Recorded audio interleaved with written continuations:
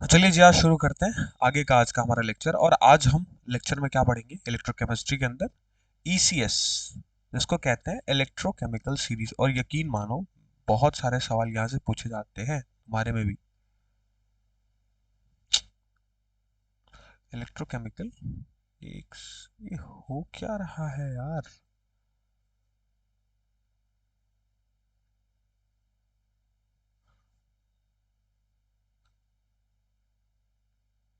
Electrochemical series, अब समझो। एक बार एंगेजमेंट चेक कर ले।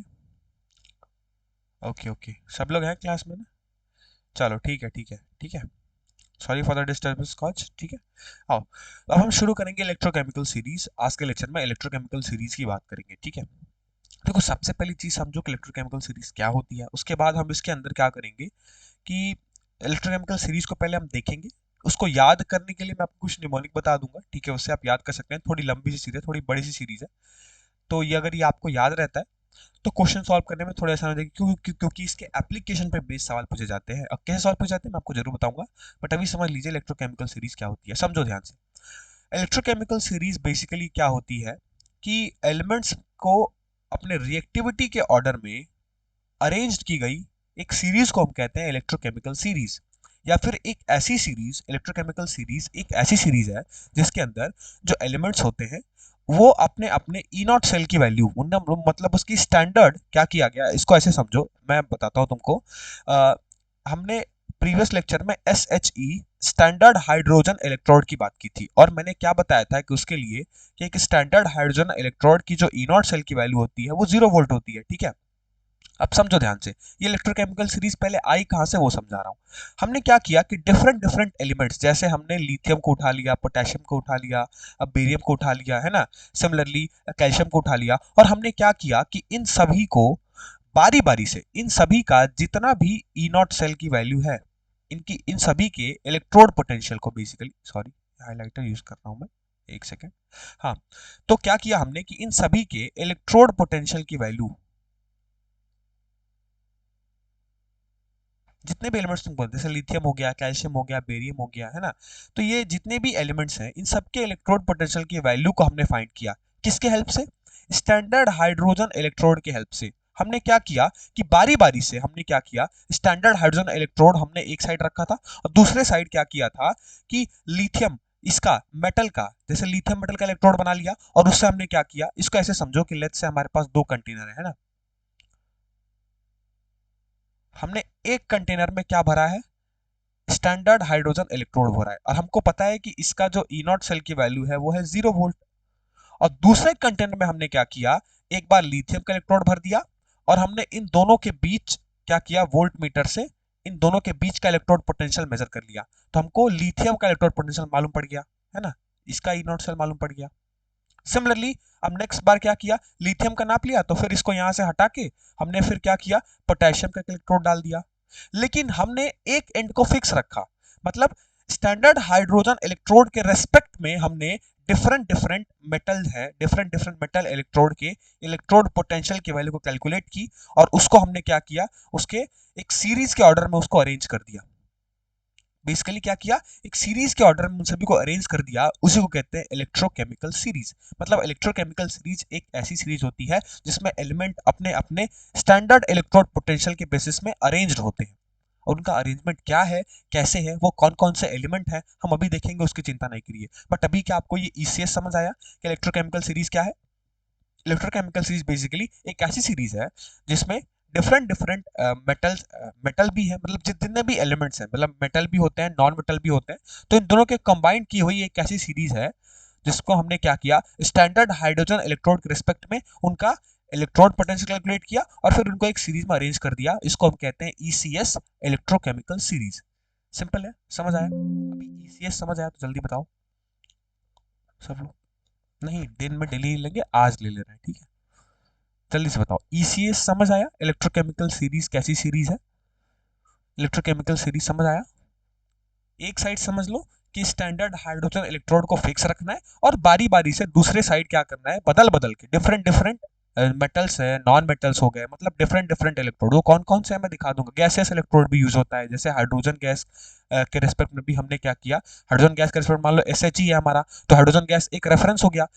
SHE क्या है, SHE क्या है, SHE है standard hydrogen electrode. So basically यहाँ जो इलेक्ट्रोड होगा वो H2 का होगा, है ना। प्लेटिनम और H2 याद है, लिखा तो था पिछले वाले लेक्चर में, ठीक है। तो समझ लो कि हाइड्रोजन हमारा एक रेफरेंस होता है, तो हाइड्रोजन हमारा क्या है, SHE है, SHE है मतलब रेफरेंस है, और रेफरेंस का 0 वोल्ट होता है। अभी मैंने आपको बताया कि इसका ई नॉट सेल की वैल्यू 0 होती है, तो रेफरेंस है 0। अब इसके रिस्पेक्ट में हमने क्या किया, डिफरेंट डिफरेंट मेटल एटम्स लाए, मेटल लाए, सॉरी मेटल एटम कह रहा हूँ, मेटल लाए उसके इलेक्ट्रोड, नॉन मेटल लाए उसके इलेक्ट्रोड, तो मेटल नॉन मेटल इलेक्ट्रोड दोनों के इलेक्ट्रोड को कंपेयर किया बार बार, और उनके इलेक्ट्रोड पोटेंशियल को हमने क्या किया, एक सीरीज में अरेंज कर दिया, उसको ECS कहते हैं। समझ आया, बताओ जल्दी से, सबको समझ आया? सब लोग चैट में लिख दो एक बार, हाँ सर ECS समझ में आ गया। फिर मैं आपको बता देता हूँ कि वो कौन कौन से एलिमेंट्स हैं, कौन कौन से मेटल है, कौन कौन से नॉन मेटल है, और उनमें क्या क्या प्रॉपर्टीज है उनकी, फिर एप्लीकेशन पर चलेंगे। अरे यार प्लैटिनम का इलेक्ट्रोड था, मतलब उसमें गैस, मतलब हाइड्रोजन गैस के रिस्पेक्ट में हाइड्रोजन गैस हमने भरी थी, मतलब इसका एक प्रॉपर तुम्हारा मैं दिखा दूंगा, रुको अभी तुमको दिखा देता हूँ सर्च करके, यही दिखा देता हूँ। SHE SHE इलेक्ट्रोड, ठीक है देख लो। ओहो, देखो ये कुछ ऐसा होता है, देखो देखो, प्योर हाइड्रोजन गैस भरी गई होती है, इसीलिए प्लैटिनम का इलेक्ट्रोड होता है, लेकिन उसके अंदर हाइड्रोजन गैस भरी होती है, इसीलिए हम क्या कहते हैं, इसको स्टैंडर्ड हाइड्रोजन इलेक्ट्रोड कहते हैं। बिल्कुल ऐसा सेटअप है, ठीक है, समझ आया। कॉपर की वायर लगी होती है उसके अंदर, मरकरी मरकरी कुछ देखो थोड़े यहाँ तक मरकरी भरा गया है, उसके ऊपर क्या है, इस पूरे कंटेनर में वो जो पाइप है उसके अंदर मरकरी भरी गई है, और इसके ऊपर देखो एक और पाइप दिख रहा है, दिख रहा है, उसके अंदर हमने क्या किया, प्योर H2 गैस भर दिया 1 ATM पे, और जो तुम्हारा इलेक्ट्रोड है वो प्लेटिनम का है, मतलब प्लेटिनम का वायर है, देखो यहाँ दिख रहा है, प्लेटिनाइज प्लेटिनम प्लेट, ये बेसिकली है SHE। तो ये एक प्रॉपर सेटअप होता है, इसके बेसिस पे हम क्या करते हैं, डिफरेंट डिफरेंट इलेक्ट्रोड पोटेंशियल को मेजर करते हैं, ठीक है, क्लियर। चलिए, अब समझना क्या है, समझना ये है, देखो ये तो तुम समझ गए, खैर ये नहीं पूछा जाएगा, पूछा क्या जाएगा मैं आपको वो बताता हूँ, तो नोट कर लो, वो सीरीज पहले नोट करो, इलेक्ट्रोकेमिकल सीरीज नोट करो।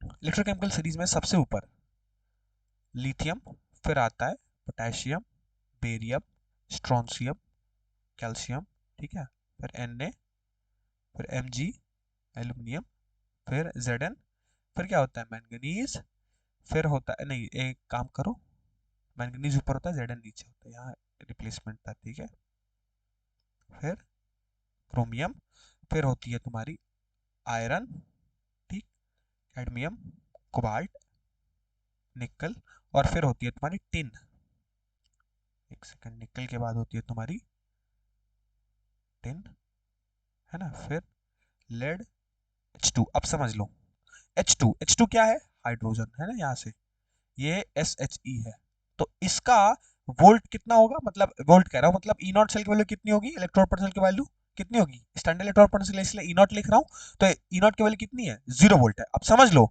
ये 0 है, ये रेफरेंस है, तो यहां से जितने भी एलिमेंट आएंगे ये ऊपर कहे जाएंगे, बोला जाएगा एबव हाइड्रोजन, ये सारे एटम क्या है, एबव हाइड्रोजन है कि नहीं, क्योंकि हाइड्रोजन हमारा क्या है, एक रेफरेंस लाइन समझ लो, है ना, जैसे एक रेफरेंस लाइन होती है तो उसके ऊपर भी कुछ होता है, उसके नीचे भी कुछ होता है, तो ऐसा समझ लो कि हाइड्रोजन क्या है, हमारा रेफरेंस है। अब हाइड्रोजन के ऊपर जितने भी तुमको दिख रहे हैं, क्यों कौन कौन से, lithium, potassium, barium, strontium, calcium, ये सारे ये क्या है, एबव है H2 के, एबव है H2 के। अब देखो हाइड्रोजन के बाद कौन कौन से आते हैं, कॉपर, ठीक है, फिर I2, Ag, फिर है Hg, है ना, Br2, फिर होता है Pb, एक मिनट, Pb 2 बार हो गया है क्या, ठीक है, तो यहाँ से सॉरी Pb नहीं, यहाँ प्लेटिनम है, एक सेकेंड, प्लेटिनम है, ठीक है, और ऑक्सीजन, फिर क्लोरीन, फिर Au, और फिर होता है तुम्हारा लास्ट में F2। अब सोच के देखो, ये है तुम्हारी इलेक्ट्रोकेमिकल सीरीज। अब मैं तुमको समझाता हूँ, पहले समझो ध्यान से, क्या जो हाइड्रोजन तुमको दिख रहा है बेसिकली वो क्या है, SHE है, तो इसके रेस्पेक्ट में हमने क्या किया, एक तो इससे ऊपर जितने भी तुमको दिख रहे हैं, इससे ऊपर जितने तुमको दिख रहे हैं, बेसिकली इससे ऊपर जो है सारे सारे मैक्सिमम क्या तुमको दिख रहे हैं, सब मेटल ही है, तो इसके क्या है, H2 के ऊपर सारे के सारे मेटल हैं, तो हमने H2 के ऊपर सबका मेजरमेंट किया, फिर H2 के बाद जितने आए इन सबका मेजरमेंट किया। अब जानने वाली बात ये है कि H2 के ऊपर जैसे तुम्हारे क्या हो गया, लिथियम, फिर तुम्हारा क्या है, पोटेशियम, बेरियम, स्ट्रोंशियम, कैल्शियम, है ना, sodium, magnesium, aluminium, manganese, zinc और क्रोमियम, ये सब है। फिर आयरन, कैडमियम, कोबाल्ट, निकल, है ना, टिन और फिर लेड। ये यहां तक, ये क्या है, ये सब एबव H2 है। और तुमको जान के खुशी होगी क्या कि इनकी जो ई नॉट आर की वैल्यू होती है, मतलब स्टैंडर्ड रिडक्शन पोटेंशियल की जो वैल्यू होती है बेसिकली वो होती है निगेटिव। मतलब इनका जितना भी ई नॉट की वैल्यू तुम देखोगे, सब की सब वैल्यू क्या आएगी, निगेटिव वैल्यू आएगी। फॉर एग्जांपल मान लो कहीं लिखा है 0.2 वोल्ट 4, तो ये तुम समझ जाना क्या कि ये क्या है, ये वो एलिमेंट होगा, ये वो मेटल होगा जो हाइड्रोजन के ऊपर होगा। क्यों? क्योंकि हाइड्रोजन के ऊपर जितने भी हैं सबका सबका ई नॉट आर की वैल्यू, मतलब बेसिकली रिडक्शन पोटेंशियल की वैल्यू होती है क्या, निगेटिव। अब सवाल यह है कि सर रिडक्शन पोटेंशियल ही क्यों, ऑक्सीडेशन पोटेंशियल क्यों नहीं नापा जाता है? तो बस एक कन्वेंशन है, समझ लो। हमेशा जब भी हम क्या करते हैं, मेजरमेंट करते हैं SHE को लेके, स्टैंडर्ड हाइड्रोजन इलेक्ट्रोड को रेफरेंस मान के जब मेजरमेंट करते हैं तो वहां हम हमेशा रिडक्शन पोटेंशियल को ही कैलकुलेट करते हैं, इसलिए मैंने ई नॉट आर लिखवाया है। तो ऐसा समझ लो कि H2 के ऊपर जितने भी तुम्हारे एलिमेंट्स तुमको दिख रहे हैं, ठीक है, सबके सबकी ई नॉट आर की वैल्यू क्या होगी, निगेटिव होगी। सिमिलरली तुम्हारा H2 हो गया जीरो। अब सोच के देखो, H2 जीरो, H2 से जितने भी ऊपर है सबका निगेटिव। अब H2 से जितने भी तुमको ये नीचे दिख रहे हैं ना, कौन कौन से, copper, I2, Ag, Hg, Br2, ये सभी के सभी का ई नॉट आर पॉजिटिव होता है। सभी के सभी का ई नॉट आर पॉजिटिव होता है। तो ये मैंने आपके सामने एक इलेक्ट्रोकेमिकल सीरीज लिख दी है। अब इसको याद करने के आप डिफरेंट तरीके बना सकते हैं ना, लेकर, क्या ऐसे याद कर सकते हो तुम, क्या लेकर भारत सरकार का नाम, तो ये सब तुम लोग निमोनिक ढूंढ लेना। बस मैं तुमको समझाना ये चाहता था कि इलेक्ट्रोकेमिकल सीरीज दिखती कैसे है, और उसमें रेफरेंस होती है तुम्हारी H2 स्टैंडर्ड हाइड्रोजन इलेक्ट्रोड, जो कि 0 वोल्ट पे होता है। हमने ऐसे याद किया था निमोनिक बना के, तुम लोग भी निमोनिक वगैरह देख लेना कि नेट वगैरह से तुमको मिल जाएगा ये, ठीक है। इसके ऊपर जितनी वैल्यू है सबकी रिडक्शन पोटेंशियल की वैल्यू निगेटिव, इससे नीचे जितनी वैल्यू आएगी सबकी रिडक्शन पोटेंशियल की वैल्यू पॉजिटिव। मतलब कहने का मतलब ये है ना सर कि जैसे ऊपर से नीचे आएंगे, तुमको क्या दिख रहा है, ध्यान से देखो, जैसे ही तुम टॉप टू बॉटम आ रहे हो तुम्हारी वैल्यू क्या हो रही है, ई नॉट आर की वैल्यू बढ़ रही है। क्यों? क्योंकि देखो ये सबसे ज्यादा निगेटिव होगा, होगा कि नहीं, और ये सबसे ज्यादा पॉजिटिव होगा, होगा कि नहीं। क्यों? क्योंकि ये देखो ये सबसे ऊपर है, ये पहले नंबर पे है, और ये आखिरी नंबर पे है। तो इसी तरह से सोच सकते हो, क्या सोच सकते हो कि जो सबसे पहले नंबर पे है मतलब वो मोस्ट निगेटिव है ना। तो इट मींस कि वैल्यू जब तुम ऊपर से नीचे आ रहे हो तो क्या हो रहा है, ई नॉट आर की वैल्यू इंक्रीज हो रही है। तो इलेक्ट्रोकेमिकल सीरीज, इसको रिएक्टिविटी सीरीज भी कहा जाता है। तो इलेक्ट्रोकेमिकल सीरीज कह लो या रिएक्टिविटी सीरीज कह लो, जब भी आप टॉप टू बॉटम आते हैं तो ई नॉट आर की वैल्यू आपकी बढ़ती है। टॉप टू बॉटम आते हैं तो ई नॉट आर की वैल्यू आपकी क्या होती है, बढ़ती है। समझ आया? तो ये था आपका ECS इलेक्ट्रोकेमिकल सीरीज। क्लियर है सबको? बताओ, जल्दी से बताओ, क्लियर है ये सीरीज सबको क्लियर है? हम्म? बता दो यार, चिंता ना करो, बिल्कुल चिंता ना करो, कैसे सवाल पूछे जाएंगे मैं आपको बताऊंगा अभी और कराऊंगा, ठीक है। चलो भाई, बहुत बढ़िया, वेरी गुड, बहुत बढ़िया यार। ठीक है, अब आओ, क्या, अब इसके अंदर जो वेरी वेरी इंपॉर्टेंट है, 3 स्टार अब यहां से लगा लो। क्यों? इसका एप्लीकेशन। ये जो इलेक्ट्रोकेमिकल सीरीज हमने देखी, हमने पढ़ी, इसका एप्लीकेशन क्या है और क्या क्या पूछा जाएगा, क्वेश्चन के बेसिस पर जरूर कराऊंगा, आपको समझ आएगा। तो लिख लो application of ECS electrochemical series. इसमें सबसे पहला एप्लीकेशन जो होता है वो होता है ऑक्सीडाइजिंग एंड रिड्यूसिंग पावर। और सवाल पूछे जाते हैं खूब सारे इस पे, ये सबसे मेजर है, सबसे पहला वाला ही, ऑक्सीडाइजिंग एंड रिड्यूसिंग पावर। समझ गए होगे? ऑक्सीडाइजिंग पावर जो ऑक्सीडाइज करे, रिड्यूसिंग पावर जो रिड्यूस करे, सिंपल है सर। तो ऑक्सीडाइजिंग एंड रिड्यूसिंग पावर, अब समझो, ऑक्सीडाइजिंग और रिड्यूसिंग पावर। तो पहले ऑक्सीडाइजिंग पावर की बात करते हैं। याद रख लो हमेशा, ऑक्सीडाइजिंग पावर हमेशा डायरेक्टली प्रोपोर्शनल होता है स्टैंडर्ड रिडक्शन पोटेंशियल के, और इनवर्सली प्रोपोर्शनल होता है स्टैंडर्ड ऑक्सीडेशन पोटेंशियल के। मतलब कहने का मतलब क्या है कि ऑक्सीडाइजिंग पावर क्या है, डायरेक्टली डिपेंड कर रहा है किस पे, स्टैंडर्ड रिडक्शन पोटेंशियल पे। मतलब ये बात तो समझ में आ गई सर कि जिसकी स्टैंडर्ड रिडक्शन पोटेंशियल मतलब एसआरपी की वैल्यू जिसकी ज्यादा होगी उसका ऑक्सीडाइजिंग पावर भी क्या होगा, ज्यादा होगा। हाँ यही तो है। डायरेक्टली प्रोपोर्शनल का मतलब क्या है कि सामने वाला जितना बढ़ेगा उसके बगल वाला भी उतना ही बढ़ेगा। तो क्या है, तो अगर दो चीजें एक दूसरे से डायरेक्टली रिलेटेड हैं तो अगर एक की क्वांटिटी ज्यादा बढ़ाओगे दूसरा अपने आप बढ़ता है। तो कहने का मतलब ये है कि जिसका जितना ज्यादा स्टैंडर्ड रिडक्शन पोटेंशियल वो उसकी उतनी ज्यादा ऑक्सीडाइजिंग पावर। लेकिन लेकिन लेकिन खेल उल्टा हो रहा है यहाँ कहा, जब हम ऑक्सीडाइजिंग पोटेंशियल पर चले जाते हैं तो इसका मतलब ये है कि अगर ऑक्सीडाइजिंग पावर ज्यादा मतलब एसआरपी की वैल्यू ज्यादा, तो उसके लिए हमेशा ऑक्सीडेशन पोटेंशियल की वैल्यू क्या होगी, कम हो जाएगी। तो यही चीज आपको ध्यान देनी है। क्या देनी है कि ऑक्सीडाइजिंग पावर में आपको क्या चेक करना है, उसका रिडक्शन पोटेंशियल। तो जिसका जितना ज्यादा रिडक्शन पोटेंशियल उसका उतना ज्यादा ऑक्सीडाइजिंग पावर। बिल्कुल। सिमिलरली रिड्यूसिंग पावर की बात करूं अच्छा रिड्यूसिंग पावर की बात करूं तो एक और चीज समझ लो। रिड्यूसिंग पावर में क्या होता है, रिड्यूसिंग पावर डायरेक्टली प्रोपोर्शनल होता है एस ओ पी के। इस बार उल्टा खेल हो गया। मतलब यहां क्या चेक करेंगे, यहां चेक करेंगे कि किसका ऑक्सीडेशन पोटेंशियल ज्यादा है। अब जिसका ऑक्सीडेशन पोटेंशियल ज्यादा उसका रिड्यूसिंग पावर कम, उसका रिड्यूसिंग पावर ज्यादा। क्या बोल रहा हूं मैं अभी, जिसका ऑक्सीडेशन पोटेंशियल क्या ज्यादा उसका रिड्यूसिंग पावर ज्यादा। सिमिलरली ये भी इनवर्सली प्रोपोर्शनल होता है स्टैंडर्ड रिडक्शन पोटेंशियल की।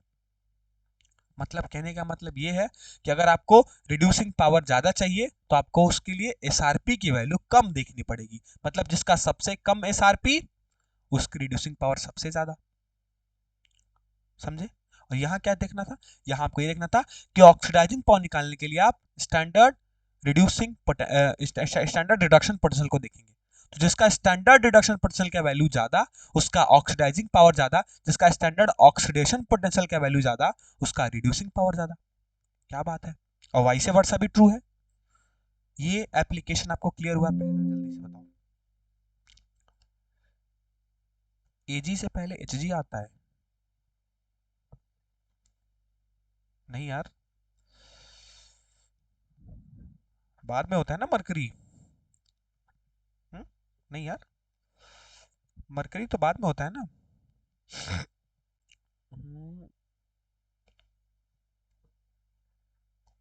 Yes yes yes yes, high court है आपका। यस, थोड़ा मैं यहाँ गलत लिख दिया, न्यूमेरिक से याद किया था। Okay okay, thank you for correcting me. Yes, ऊपर एच जी कर लो, यहाँ एच जी होगा।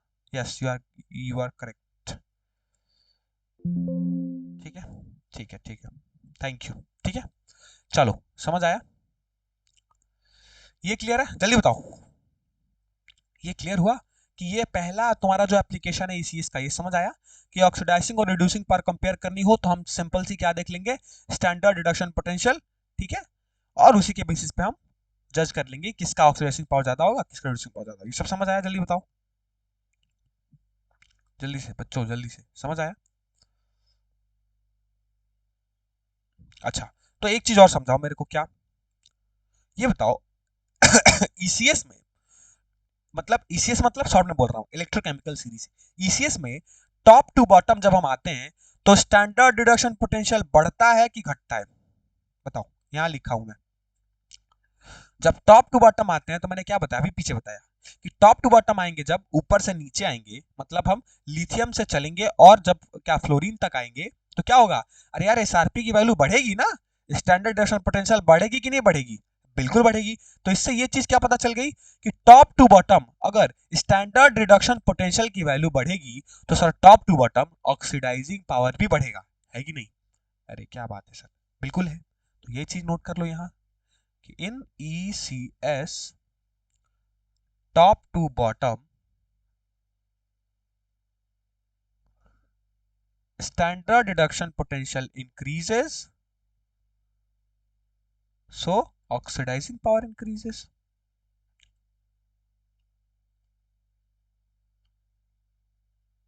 क्या बात है सर, ये समझ आया सबको। अच्छा वही चीज अब रिड्यूसिंग पावर के लिए। अच्छा रिड्यूसिंग पावर के लिए सोचो, रिड्यूसिंग पावर, अब मान लो ऑक्सीडेशन पोटेंशियल हमने अभी तुमको बताया नहीं है तो समझ छोड़ दो, अभी इसको रहने दो। ये देखो, इसको चेक करो, स्टैंडर्ड रिडक्शन पोटेंशियल को चेक करो। क्या चेक करो कि top to bottom standard reduction potential क्या होता है, बढ़ता है। मतलब स्टैंडर्ड रिडक्शन पोटेंशियल तो बढ़ रहा है। अब अगर स्टैंडर्ड रिडक्शन पोटेंशियल बढ़ रहा है तो क्योंकि रिड्यूसिंग पावर उसके क्या है, इनवर्सली प्रोपोर्शनल है, तो अरे भैया ये तो घटेगा ना। ओके, मतलब कि reducing power top to bottom decrease होता है। बस तो लिख लो नीचे, in ECS top to bottom SRP increases, SRP मतलब standard reduction potential increases, hence reducing power RS decreases। Simple है, बोलो समझ आया, क्लियर होगा, आसान है, समझ आया, सिंपल है ये सिंपल है। क्या लिखा मैंने, टॉप टू बॉटम वाला, ये केस तुमको क्लियर है। फटाफट से जल्दी से क्लियर है।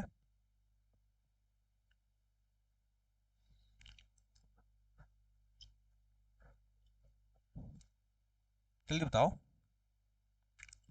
क्लियर है ना। चलो बहुत बढ़िया। अब एक और चीज, क्या इसी के अंदर नोट करने वाली चीजें याद रख लीजिए हमेशा आप, क्या कि जैसे ही आप ईसीएस में टॉप टू बॉटम आएंगे,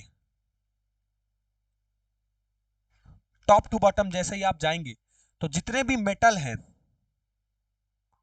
उनकी रिएक्टिविटी क्या होगी, बढ़ेगी। ओ शिट,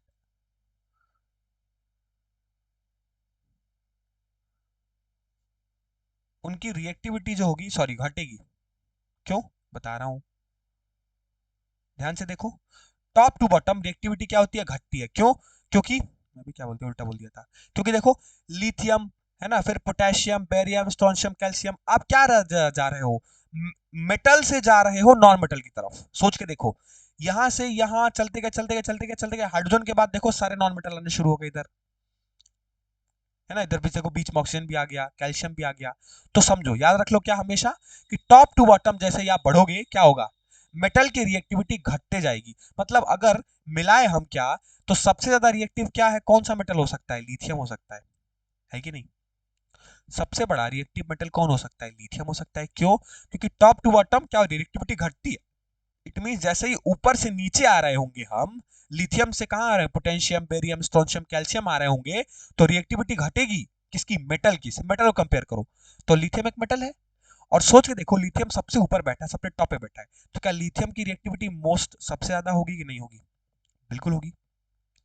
लेकिन याद रख लो क्या, टॉप टू बॉटम अगर मैं नॉन मेटल की बात करता हूं, किसकी, नॉन मेटल की, तो इसकी रिएक्टिविटी बढ़ती है। क्यों, अरे यार सिंपल सा तो रूल है, अगर मेटल की रिएक्टिविटी घट रही है ऊपर से नीचे आने में, तो जाहिर सी बात है कि नॉन मेटल की क्या रिएक्टिविटी बढ़ेगी। मतलब ऊपर से नीचे नॉन मेटल की रिएक्टिविटी बढ़ेगी। तो फ्लोरीन क्या है, एक नॉन मेटल है, अब बिल्कुल है सर।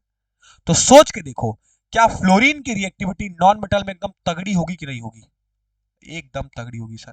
मतलब मेटल की रिएक्टिविटी में सबसे ज्यादा तगड़ा रिएक्टिविटी किसका, लिथियम का।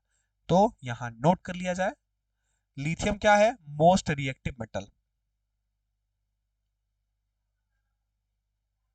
सिमिलरली फ्लोरीन क्या है, मोस्ट रिएक्टिव नॉन मेटल। यही मुझे आपको समझाना था, समझ गए, जल्दी से बताओ, सिंपल है, इजी पीजी, कोई रॉकेट साइंस नहीं, समझ आया, जल्दी से बताओ। मतलब मोस्ट रिएक्टिव मेटल क्या हो जाएगा, lithium, and most reactive non metal क्या हो जाएगा, फ्लोरीन। बोलो क्लियर, बोलो भाई, क्लियर है,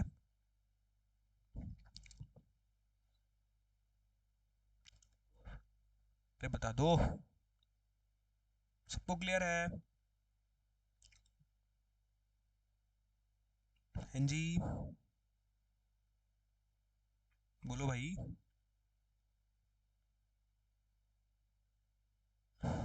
कोई रिस्पॉन्स ही नहीं दे रहा है, बताओ यार, सिर्फ एक लोग को क्लियर हुआ, बाकी सब इससे पहले वाले में कौन से वाले में डाउट, जल्दी बताओ, कौन से वाले में डाउट? इससे पहले वाले में क्या डाउट हो गया? अब इससे पहले वाले में कौन क्या डाउट हो गया, ये बताओ जल्दी से, देर ना करो, जल्दी बताओ। इसमें किसमें?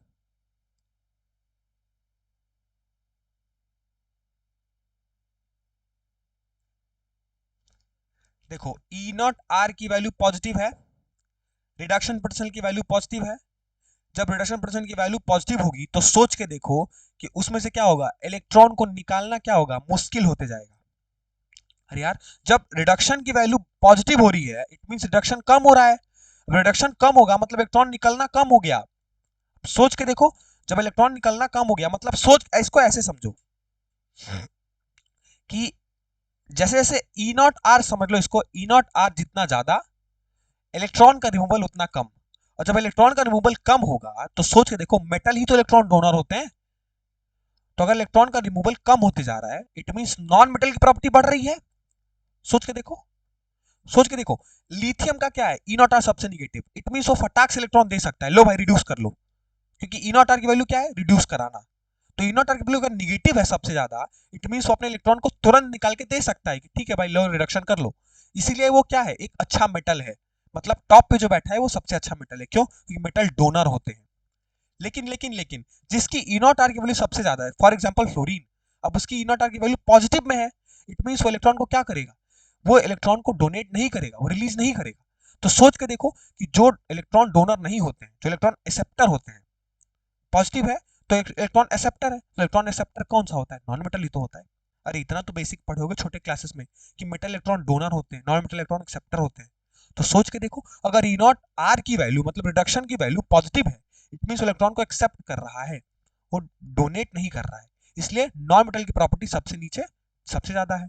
और टॉप पे जो बैठा है वो क्या कर रहा है, क्योंकि ई नॉट आर की वैल्यू निगेटिव है तो वो कह रहा है ले जाओ, रिड्यूस करो जाओ, तो इलेक्ट्रॉन दे रहा है इजीली, तो डोनर है, इसीलिए वो सबसे टॉप पे क्या है, सबसे ज्यादा मेटालिक प्रॉपर्टी होती है। फिर जैसे जैसे ऊपर से नीचे आते हैं तो मेटालिक प्रॉपर्टी घटती है और नॉन मेटालिक प्रॉपर्टी बढ़ती है। इसलिए बोला गया कि top to bottom non metal तो इंक्रीज है, मतलब नॉन मेटल की रिएक्टिविटी तो इंक्रीज हो रही है, लेकिन मेटल की जो रिएक्टिविटी है वो डिक्रीज हो रही है। क्यों? क्योंकि सबसे ऊपर वाला जो बैठा है ना वही सबसे अच्छा डोनर है। उसके बाद जैसे नीचे आप आओगे तो क्योंकि ई नॉट आर की वैल्यू क्या हो रही है, पॉजिटिव की तरफ शिफ्ट हो रही है ना, सबसे ज्यादा नेगेटिव से पॉजिटिव की तरफ शिफ्ट हो रही है, इसीलिए टॉप टू बॉटम जो मेटल की रिएक्टिविटी होती है वो इंक्रीज होती है, लेकिन नॉन मेटल रिएक्टिविटी क्या होती है, टॉप टू बॉटम मेटल की रिएक्टिविटी डिक्रीज होती है, नॉन मेटल रिएक्टिविटी इंक्रीज होती है। अब समझ आया? बोलो, अब समझ आया नॉन मेटल क्यों बढ़ रहा है? जल्दी से, जल्दी से बताओ तो अगले एप्लीकेशन की तरफ आगे बढ़े जाए। फिर सवाल भी तो आपको कराने हैं। चलो भाई, बहुत बढ़िया, आ जाओ।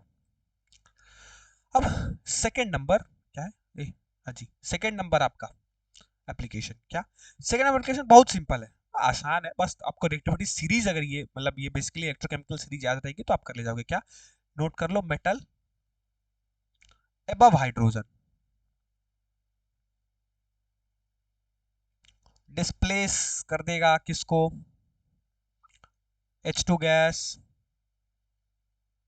From dilute acid solution. Don't worry, अभी समझाता हूं ये क्या लिखा गया, इसका मतलब क्या है, एक रिएक्शन कराऊंगा सब क्लियर हो जाएगा। From dilute acid solution, note करने वाला पॉइंट है, इसलिए सेकंड इंपॉर्टेंट है। क्या एप्लीकेशन, क्या बोला मैंने कि मेटल एबव हाइड्रोजन, मतलब जो H2 है उसके ऊपर जितने भी मेटल हैं वो डिस्प्लेस कर देंगे हाइड्रोजन को, किसके, उसके एसिड सॉल्यूशन से। फॉर एग्जांपल अगर मैं एक रिएक्शन लिखूं तो जरा मुझे बताना कि क्या ये सही है कि नहीं। Zn प्लस H2SO4, ये हमारा एक डाइल्यूट एसिड है, बिल्कुल है, डाइल्यूट सल्फ्यूरिक एसिड है। H2SO4 क्या होता है, ये मान लो डाइल्यूटेड सल्फ्यूरिक एसिड है। अब हमने क्या किया कि जिंक के साथ रिएक्शन करा दिया, ये एसिड है। अब क्या होगा कि आगे क्या करेगा, जिंक जो है वो क्या लिखा है ऊपर कि मेटल एबव हाइड्रोजन, अब समझो पहले ZnSO4 बनता है और साथ में H2 गैस लिबरेट होती है। अब समझो हुआ क्या, क्या लिखा मैंने कि metal above hydrogen displaces hydrogen from dilute acid solution. तो जरा सोच के देखो कि जिंक का रिएक्शन हम करा रहे हैं H2SO4 मतलब एसिड सॉल्यूशन के साथ, तो जरा सोच के देखो कि क्या जिंक H2 के ऊपर आता है? बिल्कुल आता है। जिंक तो यहां है सर, बिल्कुल आता है। जिंक तो यहां पड़ा है, मतलब हाइड्रोजन के ऊपर है। तो इट मींस कि अभी अगर H2SO4 का रिएक्शन जितने भी हाइड्रोजन के ऊपर वाले तुमको एलिमेंट्स दिख रहे हैं उनके साथ होगा, तो वो क्या करेगा, तुरंत उसके अंदर से H2 गैस को निकाल के खुद चिपक जाएगा, यानी H2 गैस को बाहर लिबरेट कर देगा। इसको कहते हैं डिस्प्लेसमेंट करना। पढ़े होगे ना डिस्प्लेसमेंट रिएक्शन, क्लास 10 में भी पढ़े होगे। सो बेसिकली यहाँ क्या हो रहा है, डिस्प्लेसमेंट रिएक्शन हो रहा है। तो कहने का मतलब ये है कि H2 के ऊपर जितने भी मेटल हैं सब क्या करेंगे, उसके एसिड सोल्यूशन से हाइड्रोजन गैस को क्या करेंगे, लिबरेट करेंगे, मतलब डिस्प्लेस कर देंगे। समझ आया? अच्छा, यही चीज मैं तुमसे कहूं क्या, कि जरा मुझे बताओ, क्या कॉपर H2SO4, क्या ये रिएक्शन पॉसिबल है? क्या रिएक्शन होगा? तो तुम कहां जाओगे, फटाक से जाओगे ECS अपनी इलेक्ट्रोकेमिकल सीरीज में, अच्छा क्या करोगे, अरे कॉपर तो हाइड्रोजन से नीचे आता है भैया, इट मींस क्या लिख दिया आप, ये तो होगा ही नहीं। ओहो, ये तो होगा ही नहीं, नॉट पॉसिबल, गलत लिख दिया। अब बिल्कुल सही है, ये नहीं होगा। क्यों? क्योंकि यार डिस्प्लेस करने के लिए H2 के ऊपर होना चाहिए, कॉपर तो H2 के नीचे है। क्लियर? सेकंड भी आपको क्लियर हुआ कि नहीं, जल्दी बताओ। Good morning Sanya. सेकंड भी आपको क्लियर हुआ? फटाफट से बताओ, सेकंड एप्लीकेशन क्लियर हो गई? हाँ जी, तो बता दो जी।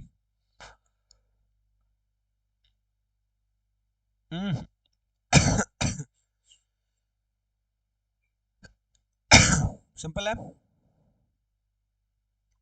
चेक कर लोगे सेकंड एप्लीकेशन के बेसिस पे।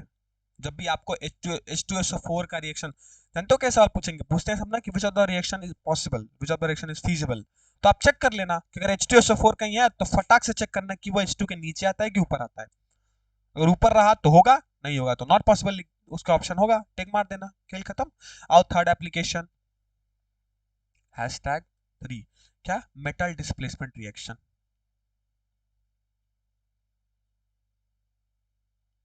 आप समझो, ये चीजें क्या है जो मैं पीछे बताया हूं, ये सिर्फ एक चीज के लिए वैलिड नहीं है, ये मेटल के लिए वैलिड है। क्या कहने का मतलब है, आओ समझो। Metal above in ECS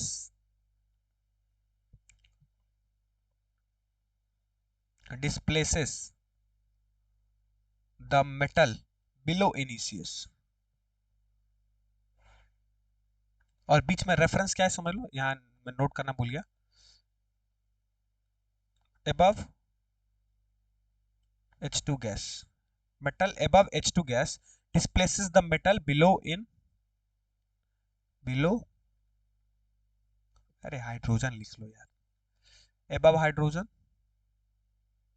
displaces the metal below hydrogen in ECS। अब ये सिर्फ एसिड तक की वैलिड नहीं है। कहने का मतलब ये है कि वो मेटल जो हाइड्रोजन से ऊपर है, वो खुद मेटल जो हाइड्रोजन से नीचे है उसको भी डिस्प्लेस कर सकते हैं। फॉर एग्जाम्पल, अगर मैं रिएक्शन लिख दूं Zn प्लस कॉपर सल्फेट का, तो क्या ये रिएक्शन होगा कि नहीं, पहला सवाल तो यही है। तो क्या लिखा गया है कि metal above hydrogen displaces the metal below hydrogen. तो चेक करो कि इन दोनों में जो मेटल है, सबसे पहले तो मेटल पहचानो, इन दोनों मेटल कौन है, एक तो जिंक है, दूसरा कॉपर है, साफ साफ दिख रहा है। तो चेक करो कौन सा ऊपर आता है कौन सा नीचे आता है। तो हाइड्रोजन के ऊपर आता है जिंक और हाइड्रोजन के नीचे आता है कॉपर। तो क्या जिंक हाइड्रोजन से ऊपर है? बिल्कुल है सर। इट मींस जो जिंक है वो कॉपर को उसके सोल्यूशन से डिस्प्लेस कर देगा और क्या बना देगा, जिंक सल्फेट, और साथ में बना देगा कॉपर। क्या बात है, मतलब ये मेटल के लिए भी वैलिड है। मतलब एक मेटल जो हाइड्रोजन के ऊपर बैठा हुआ है, वो हाइड्रोजन के नीचे वाले मेटल को आराम से डिस्प्लेस कर देगा क्योंकि उसकी रिएक्टिविटी ज्यादा है। क्लियर? ये भी क्लियर हो गया? बताओ जल्दी से, जल्दी से बताओ, ये भी क्लियर है? अरे बिल्कुल हो गया होगा यार, उसमें क्या है ही, इसलिए फटाक से चौथा भी करके निपटा डालते हैं। #4। अब यहां क्योंकि मेटल डिस्प्लेसमेंट था, अब ये नॉन मेटल डिस्प्लेसमेंट हो जाएगा। सिंपल है। अब नॉन मेटल में क्या फंडा है, अब समझो ध्यान से। नॉन मेटल में फंडा होगा उल्टा। क्या उल्टा होगा, समझो। नॉन मेटल जो कि which lie below in ECS can displace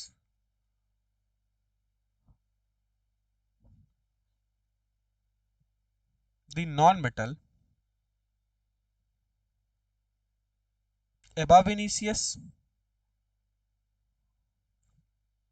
okay, क्या बोले मैंने, non metal which lie below in ECS can displace the non metal which lie above in ECS. अब यहां उल्टा काम हो गया, मतलब अब नीचे वाली वैल्यू को चेक करेंगे। मतलब फॉर एग्जांपल अगर मैं नॉन मेटल को कंपेयर करूं, फॉर एग्जांपल अगर मैं फ्लोरीन F2 का रिएक्शन करा रहा हूं, डिफरेंट मल्टीपल मल्टीपल रिएक्शन एक साथ ले लेते हैं। F2 का रिएक्शन एक बार मैं करा रहा हूं KCl से, F2 का एक बार रिएक्शन करा रहा हूं KBr से, और एक बार रिएक्शन करा रहा हूं KI से। अब क्यों, क्योंकि K तो हमारा मेटल है तो हमको इसको तो देखना ही नहीं है, हम नॉन मेटल डिस्प्लेसमेंट पढ़ रहे हैं ना भैया, तो हम सिर्फ नॉन मेटल को चेक करेंगे। अच्छा नॉन मेटल कौन कौन है, नॉन मेटल है सर क्लोरीन और ब्रोमीन और आयोडीन। तो हम चेक करेंगे क्या, कि क्या फ्लोरीन क्लोरीन इन दोनों में क्या चेक करना है, चेक ये करना है कि ऐसा नॉन मेटल जो कि नीचे हो वो इस बार ऊपर वाले को डिस्प्लेस कर देगा। मतलब नॉन मेटल के केस में हमको जो जितना नीचे है वो अपने से ऊपर वाले को आराम से डिस्प्लेस कर सकता है। तो क्या सोच के देखो, क्या फ्लोरीन क्लोरीन से नीचे आता है, चेक करो ईसीएस में आ जाओ। अरे भैया फ्लोरीन तो सबसे आखिरी है, क्लोरीन तो उसके ऊपर है। बिल्कुल, क्योंकि फ्लोरीन क्लोरीन से नीचे है और नॉन मेटल में उल्टा केस होता है, जो नीचे वाला होगा वो ऊपर वाले को आराम से डिस्प्लेस कर देगा। मतलब फ्लोरीन जो है वो आसानी से क्लोरीन को डिस्प्लेस कर सकता है। तो अगर फ्लोरीन क्लोरीन को डिस्प्लेस कर देगा तो क्या ये केफ बना देगा, और साथ में क्लोरीन गैस, सॉरी, साथ में क्लोरीन गैस भैया रिलीज हो जाएगी। अरे बिल्कुल हो जाएगी। अब सोच के देखो, फ्लोरीन तो सबसे आखिरी है, इट मींस वो ब्रोमीन से भी नीचे होगा, तो यस ये वाला रिएक्शन भी होगा, केबीआर बनेगा और यहां Br2 भी बनेगा। क्या बात है, सिमिलर, सॉरी केबीआर कह रहा हूं, केएफ बनेगा ना, Br कहां से, केएफ बनेगा, और यहां बनेगा Ki और साथ में I2। ये तीनों रिएक्शन पॉसिबल होंगे, तीनों रिएक्शन पॉसिबल होंगे। क्यों, क्योंकि नॉन मेटल के केस में हमेशा नीचे वाला अपने से ऊपर वाले को डिस्प्लेस कर सकता है, वेयर मेटल में क्या था, अपने से ऊपर वाला नीचे वाले को डिस्प्लेस कर सकता है, यहां नीचे वाला ऊपर को डिस्प्लेस नहीं कर सकता। ये मेटल का केस था, लेकिन नॉन मेटल में हमको चेक करना है कि नीचे वाला कौन है। कंफ्यूज ना होने का, क्लियर है, क्लियर है कि नहीं, अरे कर दिया है भाई, क्लियर है कि नहीं, जल्दी बताओ।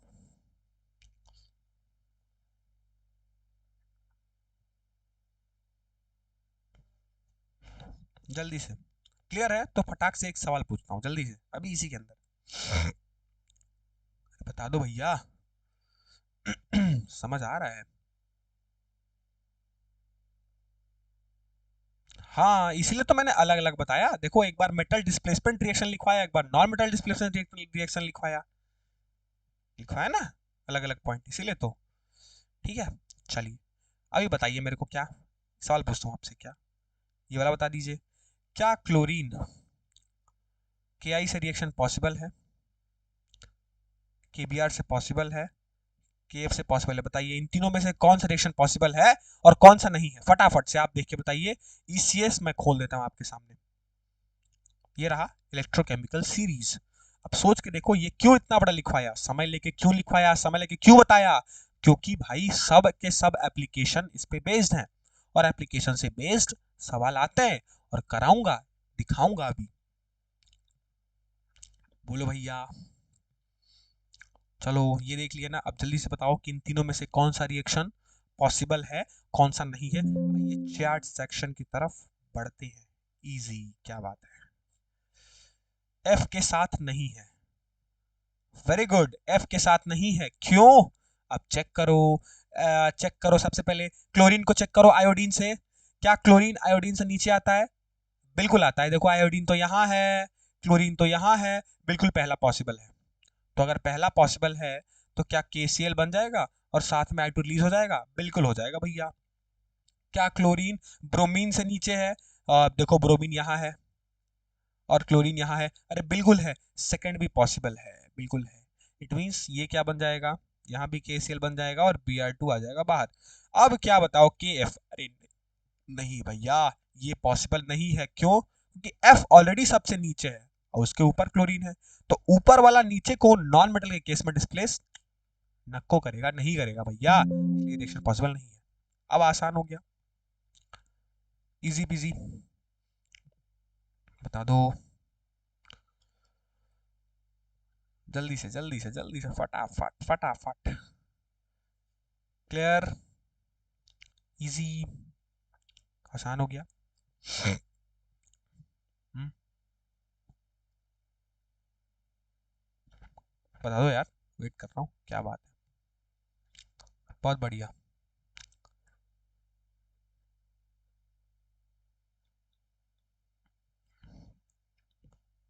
बहुत बढ़िया। चलिए, सबको सबको सबको सब लोग रिस्पॉन्स दे दो जल्दी से, सब लोग क्लियर है?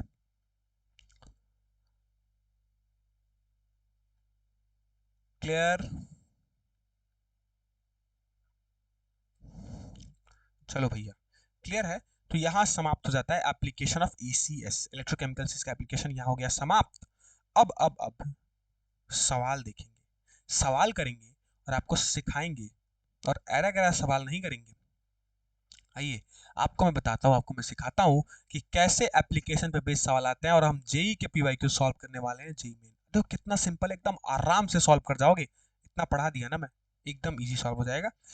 ये सवाल आया था जेई मेन 2019 में, ठीक है, जनवरी का, सॉरी नहीं, 12 अप्रैल, शिफ्ट 1।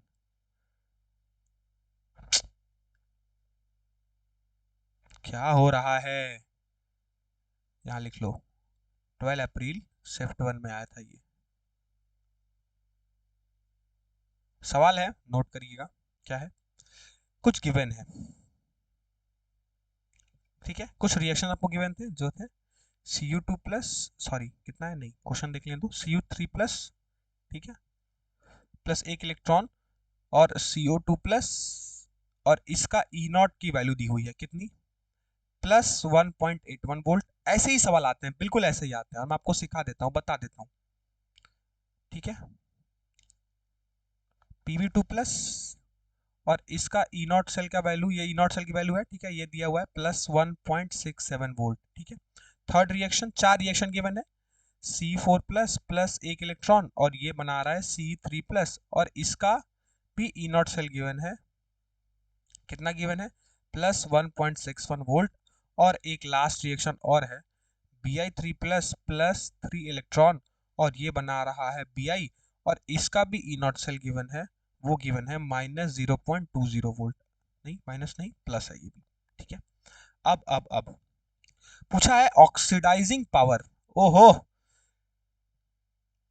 कौन से ऑर्डर में इंक्रीज होगा, अरे वाह, ऑक्सीडाइजिंग पावर का इंक्रीजिंग ऑर्डर। अब सोच के देखो, एकदम सीधा मैंने तुमको बता दिया ऑक्सीडाइजिंग पावर। ऑप्शंस क्या है, इधर नोट कर लीजिए। ऑप्शन ए दिया गया है आपको C4 प्लस,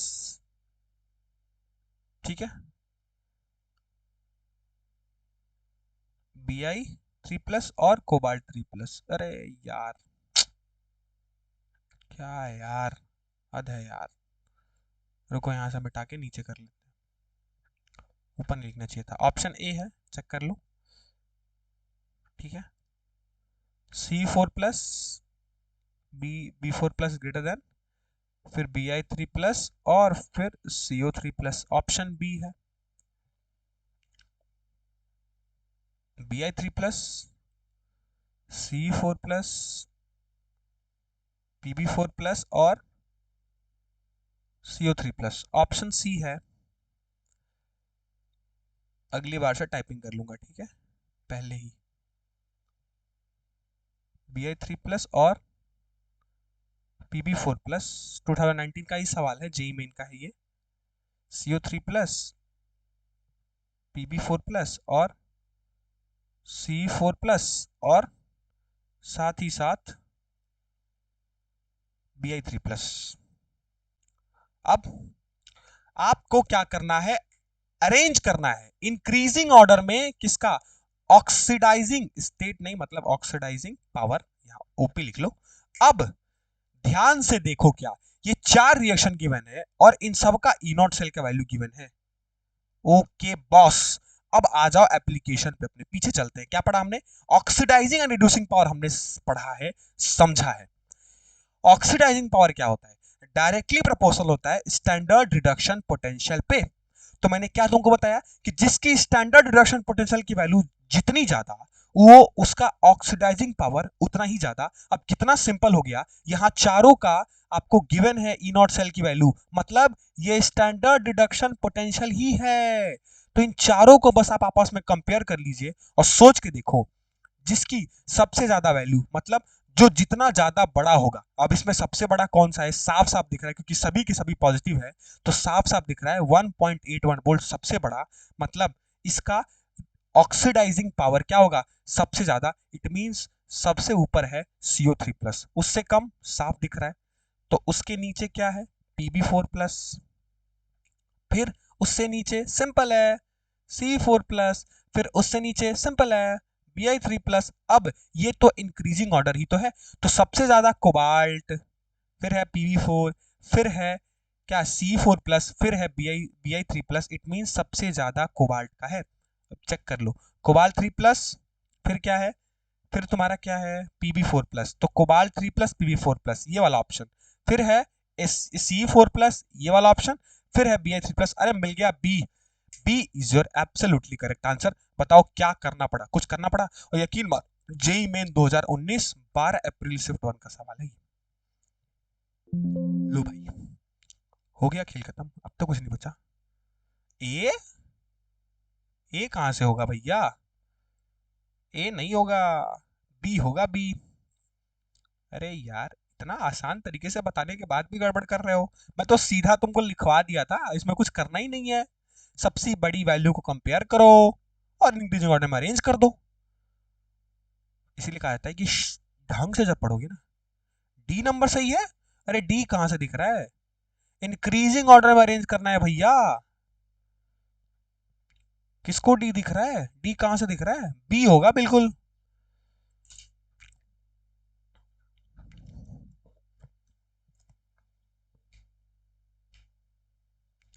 क्लियर है, बताओ। कुछ करना ही नहीं है भाई, हमको सिर्फ वैल्यू वाइज कंपेयर करना है। वैल्यू वाइज कंपेयर करना है। अब सोच के देखो, जेई मेन 2019 12 अप्रैल शिफ्ट 1 का क्वेश्चन सबको क्लियर है, सबको क्लियर है, सबको समझ आया। एक दो लोग ने सब रिस्पॉन्स देके बताओ, क्या ये चीज समझ आई सबको, जल्दी से। अगर समझ आई सबको तो एक और सवाल कर दो, उसके बाद छोड़ देंगे, ठीक है। बोलो करोगे, क्या बात है, करोगे। एक और सवाल ये भी हो जाए। आओ ये भी 2019, ये 8 अप्रैल का सवाल है जेई मेन का। अब देख लो, डायरेक्ट एप्लीकेशन पढ़ाया हूँ, उस पर भी बेस्ड कितने मस्त मस्त सवाल आए, और सीधा आप कर लो। और आपके एग्जाम में भी ये सवाल आए, प्रीवियस ईयर उठा के देख लेना अपने वाले में, मैं देखा हूँ खुद। गिवन दैट, क्या गिवन है, ई नॉट ऑफ O2 से H2O प्लस, सॉरी ये यहां लिख देता हूं इसकी वैल्यू, ठीक है, प्लस 1.23 वोल्ट, ठीक है। और क्या गिवन है, ई नॉट H2O8 2 माइनस से SO4 2 माइनस, इसकी भी ई नॉट की वैल्यू गिवन है, कितना गिवन है 0.25 वोल्ट।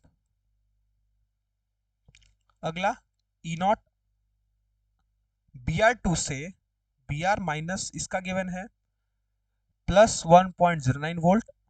और अगला है ई नॉट AU3 प्लस से AU, और इसका गिवन है प्लस 1.4 वोल्ट।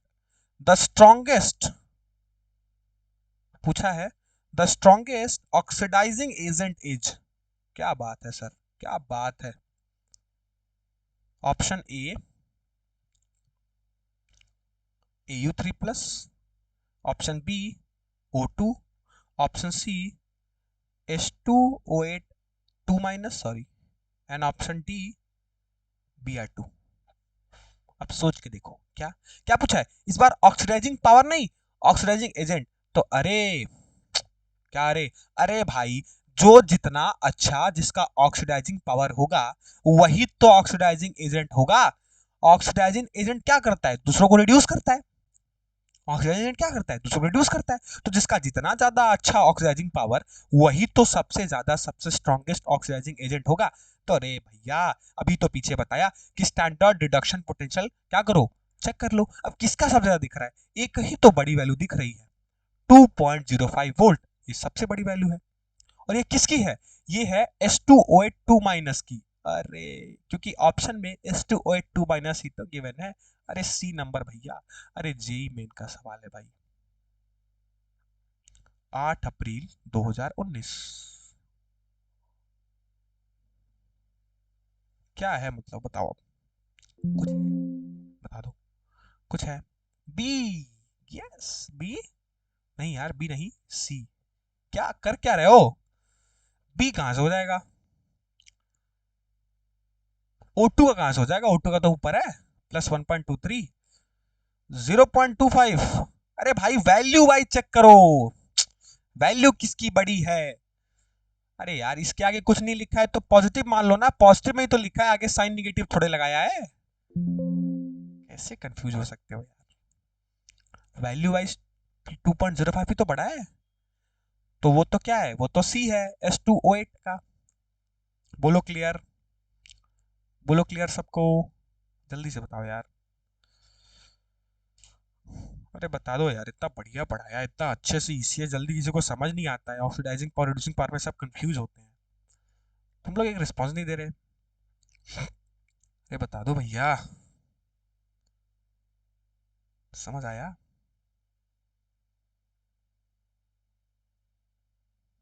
सबको समझ आया, क्लियर, इजी।